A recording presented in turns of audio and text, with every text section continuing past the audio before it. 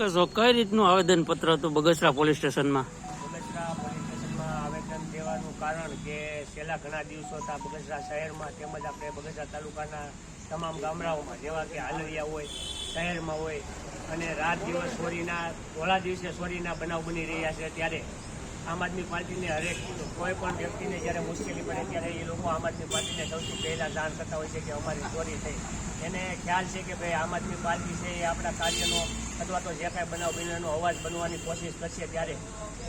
અમે બધા સાથે મળી કાંતિભાઈ સતાઈસિયા, રમેશભાઈ સતાઈસિયા તેમજ અમારા આમ આદમી પાર્ટીના તમામ કાર્યકર્તાઓએ નક્કી કરેલ છે કે ભાઈ આજે ચોરીના બનાવ બને છે ધોળા દિવસે, તો એવું લાગે છે કે સોળ લૂંટારાઓને કોઈની બીક ન હોય.